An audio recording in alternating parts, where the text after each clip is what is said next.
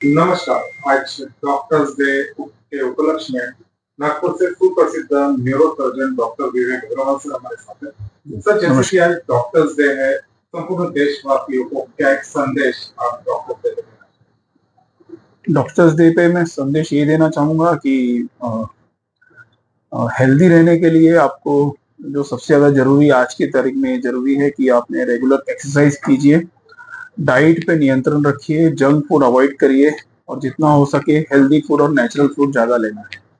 ये मेरा उद्देश्य है। सर, जैसे कि आप एक न्यूरोसर्जन हैं, अक्सर देखा जाता है कि बरसात के रेनी सीजन में बहुत सारी ऐसी बीमारियां जैसे मस्तिष्क का बुखार एक आम देखने को मिलता है। तो आप देशवासियों को क्या बताना चाहेंगे डॉक्टर डे पर कि कैसे इस बुखार से बचा जा सकता है, कैसे सुरक्षित रहा जा सकता है? मस्तिष्क का बुखार इसे हमारी भाषा में मेनिंजाइटिस या फिर एन्सेफेलाइटिस बोला जाता है। ये खासकर बरसात के समय में ज़्यादा हो सकती है क्योंकि इस समय में डेंगू, मलेरिया की बीमारियाँ ज़्यादा होती है, वायरल इन्फेक्शन ज़्यादा होते हैं। तो प्रिकॉशंस वही लेने हैं जो आप डेंगू, मलेरिया के लिए लेते हैं। मच्छरों से आपके आसपास की जगह को साफ-सुथरा रखना है, कूलर जो अभी तक यूज़ हुए हैं उसको साफ करके रख देना चाहिए, घर में पानी जमा नहीं होना देना है और मॉस्किटो रिपेलेंट्स का यूज़ करना है ताकि आपके घर में आसपास में मच्छरें कम रहे। इस तरीके से आप इस चीज से बच सकते हैं। जैसे कि डॉक्टर विवेक अग्रवाल काफी चर्चित प्रसिद्ध ऐसा नाम है। फिर भी सर, अगर हम जानना चाहते हैं कि कई सी बिलिंग कैसे होती है, बहुत सारे एमडी पेशेंट्स आते हैं, वो आपके पास से ठीक होकर जाते हैं, लेकिन कोई ऐसा मेमोरेबल केस जो याद रह गया हमेशा के लिए कि ये पेशेंट आज बचने के चांसेस बहुत कम थे और बहुत कोशिश के बाद बहुत अच्छे तरीके से सुरक्षित हो गया। ऐसे केसेस हाँ होते रहते हैं डेफिनेटली। जो मुझे हरदम याद रहता है वो एक पेशेंट है जो मेरे पास आया था, टोटली अनकॉन्शियस स्टेट में आया था मेरे पास में। उसे देख के इनिशियली यही लगा था कि ये शायद इसकी ट्रीटमेंट करने के बाद भी ये बचेगा नहीं, लेकिन समहाउ हमने उनका ट्रीटमेंट चालू रखा। हमने इमरजेंसी सर्जरी किया वो पेशेंट का और ब्रेन के अंदर से क्लॉट निकाला एंड निकालने के बाद में सक्सेसफुली सर्जरी होने के बाद में वो काफी अच्छे से रिकवर कर गया वो patient. Sir, neuro related spine related अगर आपको दिक्कत है तो सर, बहुत सारे लोगों का ये मीट होता है या उनका कहते हैं ना बड़े बुजुर्गों का नजरिया कि कहीं कहीं दर्द हुआ तो मालिश कर लो, ये कर लो, तो सर ये क्या चीज है, ये इसको किस तरीके से सकते बिल्कुल, स्पाइन को लेके तो काफी ज्यादा मिथ्स हैं इस बारे में कि स्पाइन में प्रॉब्लम आया तो उसे नहीं छेड़ना चाहिए, उसको नहीं, उसकी सर्जरी नहीं कराना चाहिए क्योंकि सर्जरी करने के बाद शायद आप बिस्तर पे चले जाओगे, उसके बाद खड़े नहीं हो पाओगे, चल नहीं पाओगे, जो कि एकदम ही गलत धारणा है। मैं तो ये बोलूंगा कि स्पाइन सर्जरी आज की तारीख में काफी सेफ सर्जरी है, उसके रिजल्ट बहुत अच्छे हैं। पर्टिकुलरली अभी जब माइक्रोस्कोप्स अवेलेबल होने के बाद में, एंडोस्कोप्स अवेलेबल होने के बाद में जो सर्जरी के रिजल्ट्स हैं वो काफी ज्यादा इम्प्रूव हो चुके हैं। साथ ही साथ में जो डायग्नोस्टिक टूल्स हैं आज की तारीख में हमारे, जो हमारा एमआरआई है, सीटी स्कैन है, वो भी काफी एडवांस हो चुका है जिससे हम छोटी छोटी सी बीमारियों को अच्छे से पकड़ लेते हैं और उसको हम सही तरीके से उसका इलाज कर पाते हैं।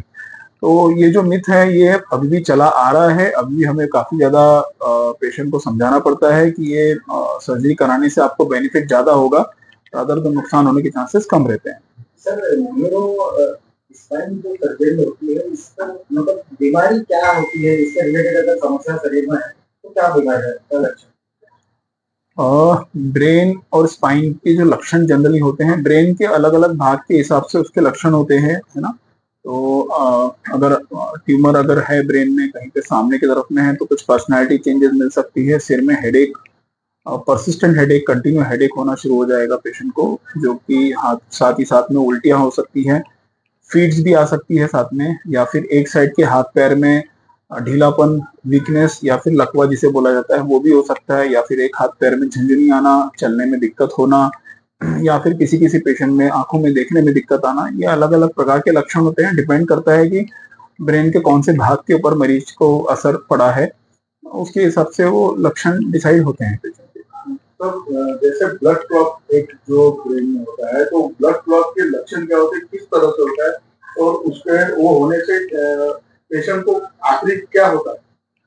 आपका जो ब्लड क्लॉट आप जो बोलना चाह रहे हैं, मुझे ऐसा लगता है आप ब्रेन हेमरेज के बारे में बात करना चाह रहे हैं। ब्रेन हेमरेज जो एक बीमारी है ये जनरली 50 प्लस 60 प्लस उम्र में ज्यादा होती है। और जनरली ये जिनको ब्लड प्रेशर की शिकायत होती है उनमें ये ज़्यादा चांसेस देखने को मिलती है, खासकर ऐसे पेशेंट में जो दवाइयाँ लेना अचानक से बंद कर देते हैं या फिर कुछ ब्लड थिनर चालू है जिनको, उनमें भी ये चांसेस ज़्यादा रहते हैं ब्लड हेमरेज होने के। ऐसे पेशेंट में जनरली जो लक्षण आते हैं वो अचानक से सर में तेज सर दर्द होना, साथ में उल्टियाँ होना, मुंह तिरछा हो जाना, बोलने में दिक्कत आना, एक हाथ और एक पैर चलना अचानक से बंद कर देना, ये जनरली तौर पे ब्रेन हेमरेज के लक्षण होते हैं। लेकिन जैसे मैंने पहले बताया कि ब्रेन के कौन से भाग पे ब्रेन पे असर आया है उसके ऊपर भी डिपेंड करता है। कभी कभी हमारे पास पेशेंट आते हैं ब्रेन हेमरेज के साथ में जिनको अचानक से देखने में दिक्कत आता है क्योंकि ब्रेन का पीछे वाले भाग पे उनको असर आ चुका होता है, या फिर पेशेंट हमारे पास में कभी कभी अनकॉन्शियस स्टेट में आते हैं, टोटली अनकॉन्शियस स्टेट में, जो कि ब्रेन हेमरेज की वजह से होता है। और वो ब्रेन के एक मेन भाग ब्रेन स्टेम में अगर ब्रेन हेमरेज हो जाए तो उस वजह से ये भी अनकॉन्शियस स्टेट में आ सकते हैं। सर बात की जाए NHRCC की, तो इसमें किस तरीके से स्पाइन और न्यूरो रिलेटेड बीमारियों का इलाज किया जाता है, क्या नई टेक्नोलॉजी के साथ किया जाता है, कितने सालों से आप सेवारत हैं? मुझे नागपुर में काम करते हुए तो लगभग आज की तारीख में 10 साल हो चुके हैं। मेरा ये जो हॉस्पिटल है NHRCC, इसे भी कार्यरत होते हुए अभी लगभग हमारे 2 साल कंप्लीट हो चुके हैं और अभी हम इसे और आगे बढ़ा भी रहे हैं। हमारी बेड की जो कैपेसिटी है उसको भी हम बढ़ाने जा रहे हैं। यहाँ पे जो ट्रीटमेंट होता है वो बेसिकली न्यूरो तो होता ही है, न्यूरो प्लस स्पाइन, यानी ब्रेन से कोई भी रिलेटेड इश्यूज है उसका ट्रीटमेंट होता है हमारे पास में। स्पाइन से कोई भी रिलेटेड इश्यूज है उसका सर्जरी भी होता है और मेडिकल मैनेजमेंट भी होता है। साथ ही साथ में जो मेरे वाइफ भी हैं और जो मेरे पार्टनर भी हैं, doctor Neha Agrawal, she is a critical care consultant.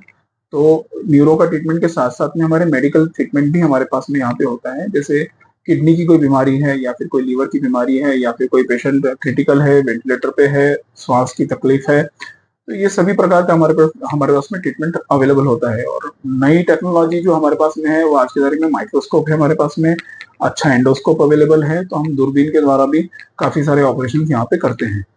मैं डॉक्टर विवेक अग्रवाल, मेरी वाइफ डॉक्टर नेहा अग्रवाल और पूरी NHRCC की टीम की तरफ से आप सभी देशवासियों को डॉक्टर्स डे के दिन पे बधाई देना चाहता हूँ और सभी से अपील करना चाहता हूँ कि स्वस्थ रहें, हेल्दी एक्सरसाइज डेली करें, अच्छा खाना खाएं, जंक फूड को बिल्कुल अवॉइड करें, अल्कोहल टबैको से दूर रहें। नमस्कार।